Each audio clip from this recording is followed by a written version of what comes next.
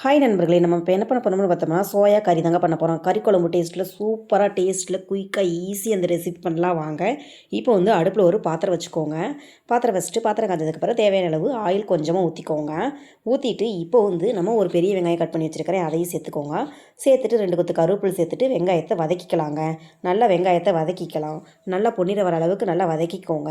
நல்லா வதக்கிட்டு இருக்கிறப்பயே வெங்காயம் வதங்குறதுக்கு ஒரு 1/2 ஸ்பூன் சால்ட்டு சேர்த்துட்டு ஒரு தேங்காய் சில்லு வந்துட்டு தேவையான அளவு சேர்த்துக்கிறேன். 3 முந்திரி சேர்த்துக்கிறேன். சேர்த்துட்டு வெங்காயத்தை நல்லா வதக்கிக்கலாங்க. நல்லா வதக்கிட்டு இப்போ வந்து நம்ம 2 தக்காளி எடுத்து கட் பண்ணி வச்சுருக்கிறேங்க, அதையும் சேர்த்துக்கலாங்க. கொஞ்சமாக கொத்தமல்லி சேர்த்துட்டு தக்காளியை 2 பரட்டி விட்டுட்டு ஒரு மூடி போட்டு வச்சு எடுத்துக்கலாங்க. தக்காளி நல்லா வதங்கட்டும். பாருங்கள், தக்காளி நல்லா வதங்கிருச்சு. இப்போ வந்து இதை ஆற வச்சுட்டு நம்ம ஜாரில் இதை சேர்த்துக்கலாங்க. ஜாரில் இதை சேர்த்துட்டு நல்லா பேஸ்ட் மாதிரி அரைச்சி எடுத்துகிட்டு வந்துக்கலாங்க.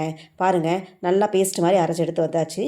இப்போ வாங்க நம்ம சோயா கறி பண்ணுறதுக்கு அடுப்பில் ஒரு பாத்திரம் வச்சுட்டு தேவையான அளவு ஆயில் ஊற்றிக்கோங்க. ஆயில் ஊற்றிட்டு நம்ம வந்து ஒரு 1/2 ஸ்பூன் சோம்பு, ஒரு 2 பட்டை, ஒரு 2 ஏலக்காய், ஒரு 2 கிராம்பு, கருவேப்பிலை தேவையான அளவு, ஒரு பச்சை மிளகாய் கட் பண்ணி சேர்த்துக்கிறேன். நம்ம அரைச்சி எடுத்து வச்சுருக்கிற பேஸ்ட்டு இதில் சேர்த்துட்டு நல்லா சூட்லேயே நல்லா மிக்ஸ் பண்ணி விட்டு நல்லா வதக்கிக்கலாங்க. நல்லா வதக்கிட்டு இப்போ வந்து ஒரு ஸ்பூன் அளவு இஞ்சி பூண்டு பேஸ்ட்டு எடுத்திருக்கேன், அதையும் சேர்த்துட்டு நல்லா பச்சை வாசனை போகிற அளவுக்கு நல்லா வதக்கிக்கோங்க. நல்லா வதக்கிட்டு இப்போ வந்து மசாலா ஐட்டம் சேர்த்துக்கலாம். கொஞ்சமாக வந்து மஞ்சள்தூள் சேர்த்துக்கோங்க.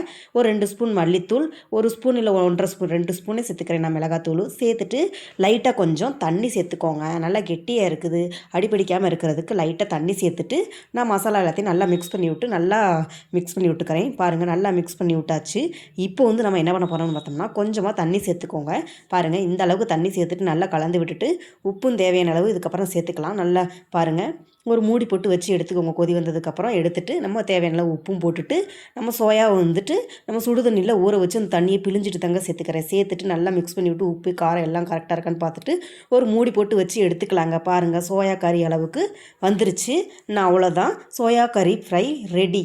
நீங்களும் உங்கள் வீட்டில் இது மாதிரி ட்ரை பண்ணி பாருங்கள். ட்ரை பண்ணி பார்த்துட்டு எப்படி இருந்துச்சுன்னு கமெண்ட் பாக்ஸில் கமெண்ட் பண்ணுங்கள் நண்பர்களே. பாய்.